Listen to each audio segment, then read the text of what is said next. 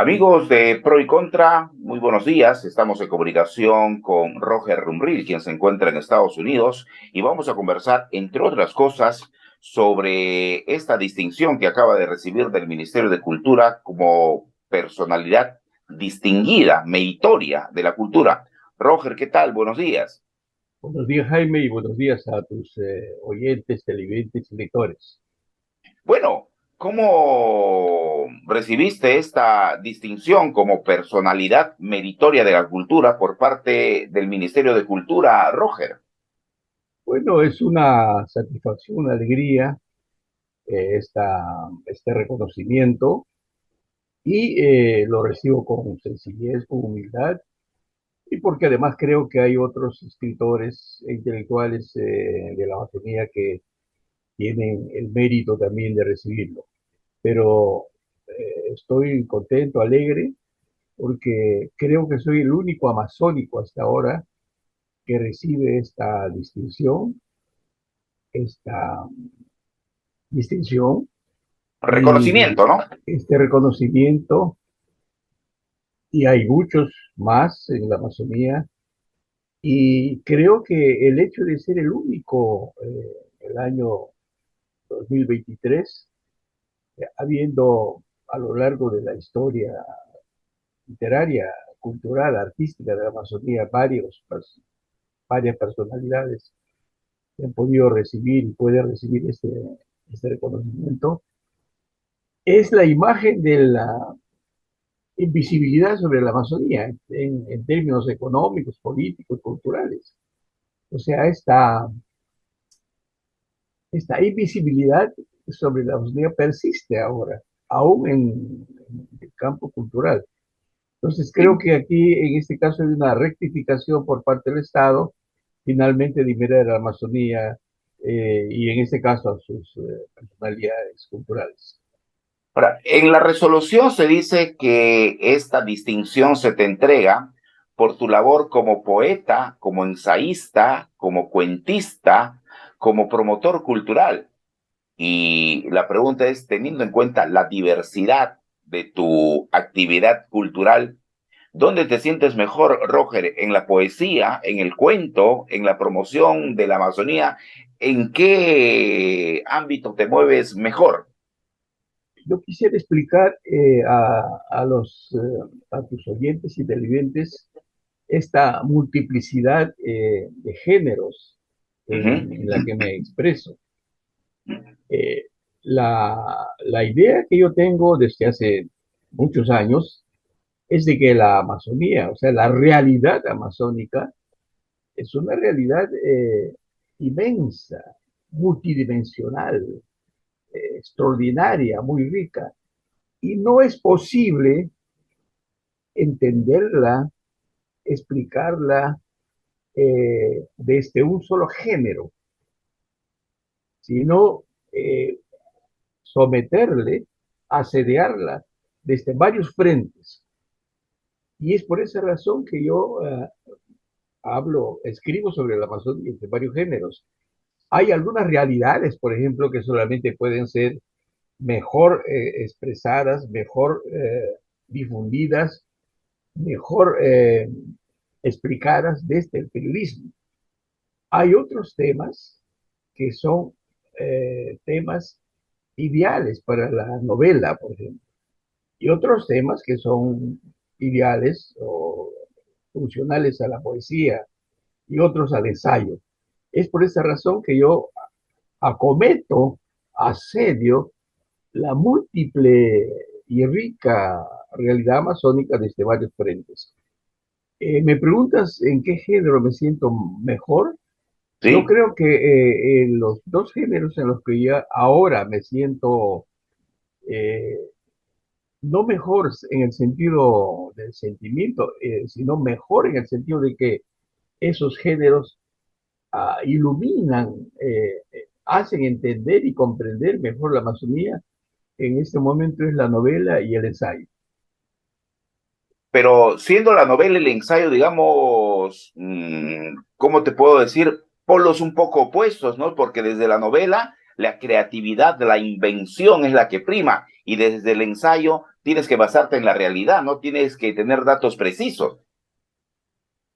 No, en el ensayo necesito, como dices tú, Sí, el ensayo es un género de reflexión, de análisis sí, sí. profundo, y trabajas en base a datos, a cifras, a observación de la realidad. Entonces, en cambio, en la novela, en el caso de mis dos últimas novelas, es una saga, ¿no? Sobre la mitología, sobre la utopía amazónica, la Virgen de Samiria y las seis cipres amazónicas, y el tercer tomo de esta saga se titula Terrabonas a la Tierra Sin Mal, que todavía no se ha publicado. Efectivamente, como dices tú, por un lado está la reconstrucción, la visión de la realidad compleja, mítica, social y política, y por otro lado está el ensayo, que es un análisis de esa realidad muy racional, estadística, analítica, etcétera. Yo siento que no hay contradicción entre ambas. Te Ilumina, complementan. una de ellas, la novela, eh, reconstruye, ilumina, recrea la realidad desde el punto de vista literario y la otra desde el punto de vista del análisis. Así que para el lector, ambos géneros son necesarios y complementarios para entender una realidad determinada. Ah, hablando de ensayo y de tu trabajo de análisis, en la Amazonía en los últimos meses se han producido muertes lamentables de líderes amazónicos y que evidencia una violencia permanente desde el narcotráfico y desde el terrorismo. Temas que has abordado a lo largo de toda tu vida ensayística, Roger. ¿Crees que estamos viviendo un momento demasiado violento este 2023 y que se va a acentuar por los conflictos sociales? Sí, he señalado que vivimos un nuevo ciclo de violencia en la Amazonía. Ciclos que han tenido varios periodos. Evidentemente, el mayor ciclo de violencia que conocemos los amazónicos, eh, tanto peruanos como de Brasil, de Colombia, es el ciclo del caucho, ¿no? Fines del 19, principio del 20. Pero ahora hay un nuevo ciclo de violencia debido a varios factores, ¿no? Que no son solamente regionales, que no son solamente amazónicos, sino son planetarios, universales. Imagínate, yo vivo en Estados Unidos, estoy un semestre, y en este primer semestre, 3 meses, han habido más de 200 tiroteos en las escuelas, hospitales, eh, una violencia absolutamente imposible de imaginar muchas veces, ¿no? Tiroteos de niños, de adultos, por el uso legítimo, legal de armas, pero además implica un estado de ánimo, de tensión, de crisis intelectual, mental, muy grave. Aquí en Estados Unidos hay una 40% o 60% de, de casos, el 60% de la población con estrés emocional, con angustia. Y esos factores que ocurren en una sociedad, se supone una de las mejores democracias, una de las economías más sólidas y más ricas del mundo. Imagínate, si eso ocurre en esta sociedad, hay que imaginar lo que ocurre en otras sociedades donde hay problemas estructurales de pobreza, explotación, miseria, violencia, etc. Bien, eh, pero respondiendo a tu pregunta, ahí hay varios factores que explican. Por un lado, continúa el narcotráfico, es una pandemia, es una actividad criminal que no ha cesado, que continúa. Por otro lado, hay un tráfico de tierras muy fuerte en este momento en toda la Amazonía. Y por otro lado, hay una suerte de antiindigenismo muy fuerte. a nivel planetario. Se siente en Estados Unidos y también en el caso del Perú. Y en el caso del Perú, en el caso de la Amazonía, lo peor, lo que hace más grave la situación es que estos líderes indígenas, son como 20 que han sido asesinados, son los defensores de la naturaleza, los que se enfrentan en la mayor parte de los casos al narcotráfico y al tráfico de tierras. Por lo tanto, son las víctimas y son el blanco perfecto para estas actividades criminales. Eso explica este clima de violencia, tráfico de tierras, hoy hay una disputa por el bosque, por las tierras, y luego el narcotráfico, y luego esta tendencia a criminalizar a los defensores de la naturaleza, esta tendencia al racismo, esta tendencia al supremacismo blanco que se da en Estados Unidos y en otros países del mundo, incluso en Europa también, en África y en Asia. Estos tres elementos, además de otros, explican esta violencia contra los pueblos indígenas y en este caso contra los líderes que han sido asesinados, un número de 20 más o menos, y algunos están amenazados. Y que se grafica también en hechos concretos. Por ejemplo, Roger, cuando se producen derrames en el oleoducto, se echa la culpa a los nativos, que ellos son los que cortan el oleoducto, pero nadie se fija en los latrocinios de Petroperú que se dan precisamente por la remediación, por la reparación del oleoducto. Es decir, los nativos son malos porque cortan, supuestamente, y nadie se ocupa de los ladrones de Petroperú, que en Lima son los que se llevan toda la ganancia, ¿no? Así es, esto lo que tú acabas de decir, que se culpa de un problema grave, que es la rotura o la destrucción, la afectación al oleoducto norperuano, a los indígenas. Hay otros autores. No excluyo que alguna vez algún Sí. indígena haya sido contratado, ¿no? Para trabajar o para operar, pero en realidad estas roturas, 400 roturas en los últimos años, es un negocio redondo, un negocio suculento para las empresas remediadoras. Sí, En consecuencia, ahí hay una culpabilidad. Y se culpó a los indios porque, como he señalado en varias crónicas y ensayos, eh, los indígenas eh, son siempre los victimarios. No son las víctimas, sino los victimarios. uh-huh. Estoy recordando, por ejemplo, la matanza a los no contactados hace unos 30 años en Madre de Dios. Les acusaron a ellos, ¿no? De afectar el desarrollo, de impedir el desarrollo, porque los trocheros, los petroleros habían entrado a sus territorios. Y ellos se defendieron con sus lanzas porque estaban entrando a su casa sin permiso.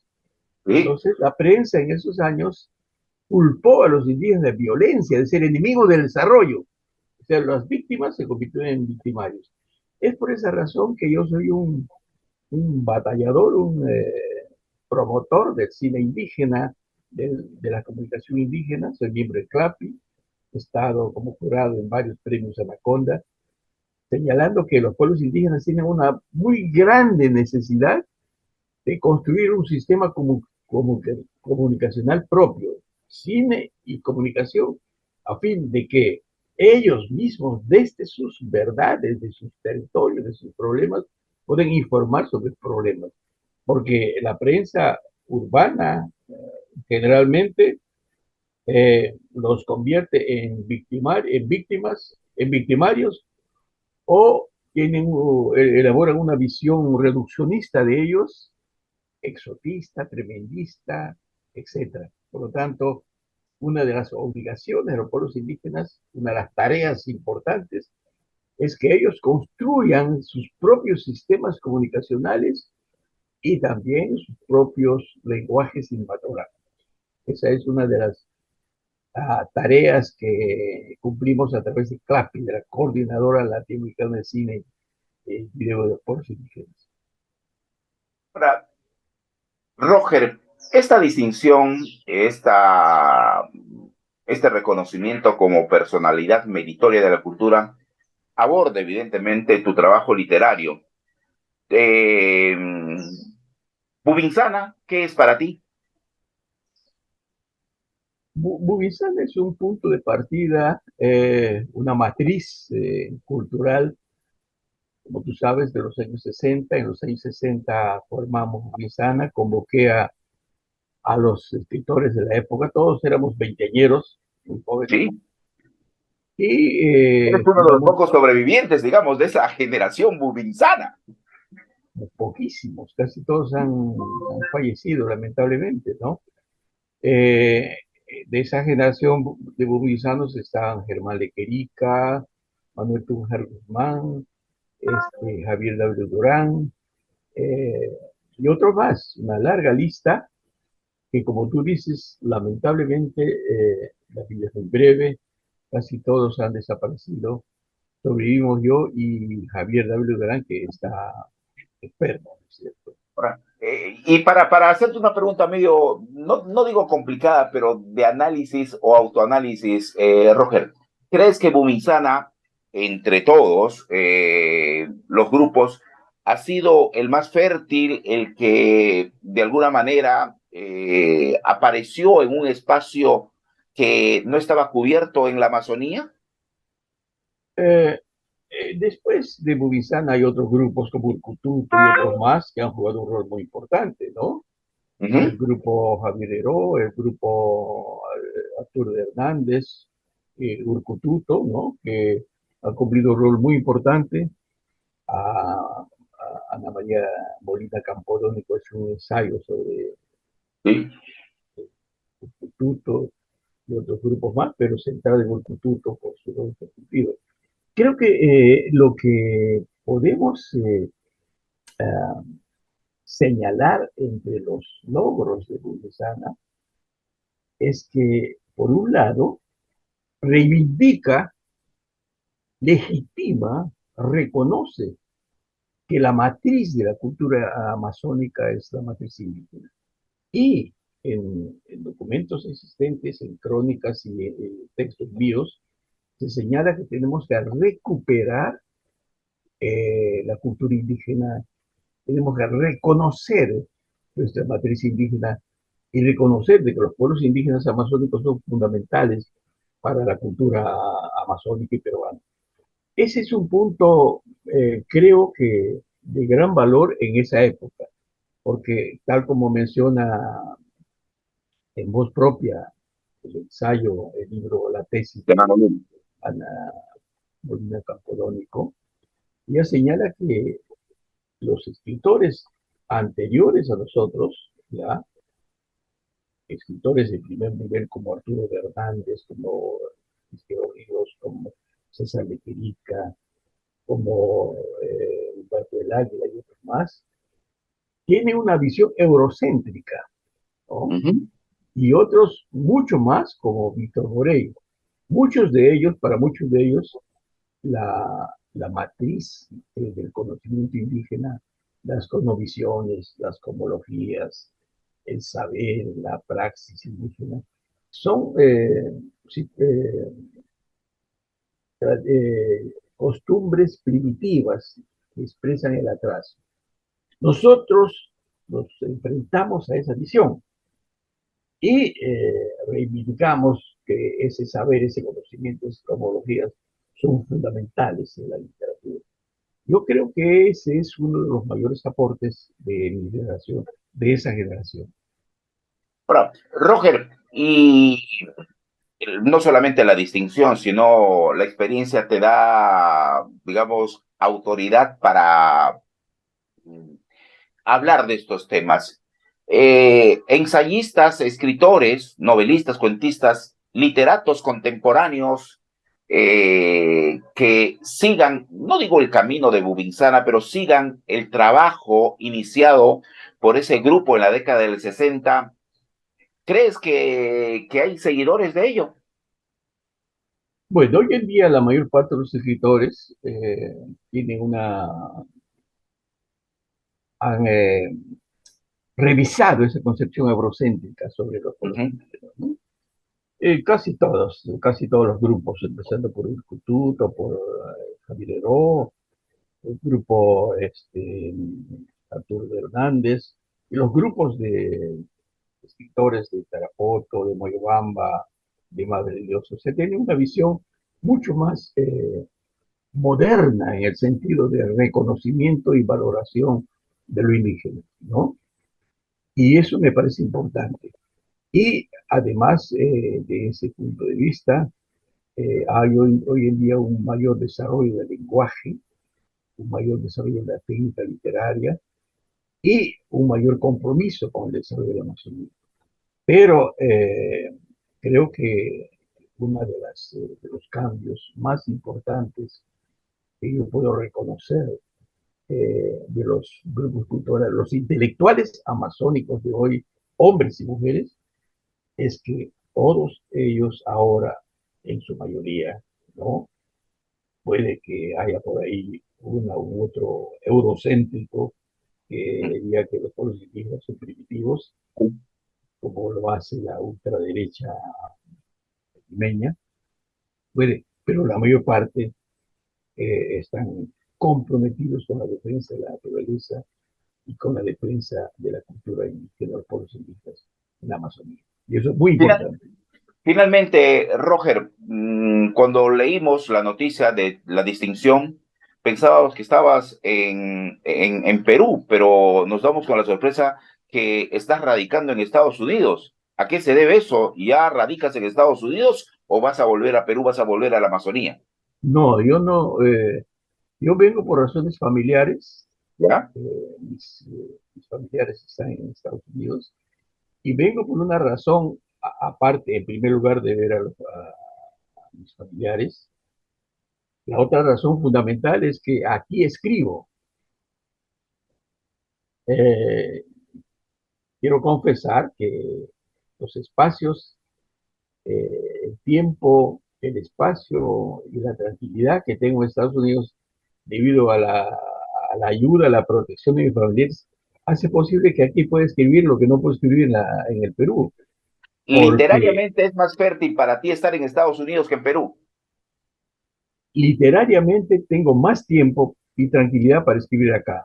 Aquí he escrito La Virgen de Samiria, Las estirpes amazónicas, y en este momento estoy terminando una novela que se llama Miguelina, la vida imaginaria de Miguelina Acosta Cárdenas, que es una de las fundadoras del feminismo y de la lucha a favor de los obreros e indígenas en el Perú. Es Miguel Acosta Cárdenas, una De padres extraordinaria mujer, caucheros, ¿no? claro, nacida en 1897 en Maguas, estudió la secundaria en, en Alemania, Suiza y ¿Y para cuándo Francia. tendremos esa novela, Roger? No, está lista. Ahora que regreso me voy el 20 de mayo, retorno, el 20 de junio retorno a Perú, porque el 28 debe ser la entrega de los premios de esta distinción en Historia y Cultura, y voy a aprovechar el tiempo para editar la novela y entra en circulación inmediatamente. Perfecto. Nadie sabe sobre la niñez de ella eh, y sus estudios. No hay documentos. Joel Rojas, uno de sus biógrafos, pero nunca ha encontrado referencias. Lo que hago es inventar su niñez y su estadía en Europa. Es una novela imaginaria, una biografía imaginaria de Miguel Acosta. Pero es interesante porque es una revelación del mundo Pues, amazónico de principio de siglo. estaremos pendientes. Roger, muchísimas gracias. Buenos días, ¿ah? Gracias a ti, Jaime, y felicitaciones, reconocimientos por tu trabajo como periodista, igualmente hace décadas, ¿no? Y Ahí está. es un trabajo como comunicador que hay que reconocer eh, de manera sincera y honesta, porque necesitamos esta comunicación para defensa de la Amazonía, para las libertades, para profundizar nuestras raíces identitarias y para recuperar la dignidad y crear espacios democráticos y justos en el Perú y en la Amazonía. Muchas gracias, Gracias, señor. Jaime. Buenos días. Muy buenos Felicitaciones. días. Felicitaciones. Gracias también. Gracias. Hasta pronto.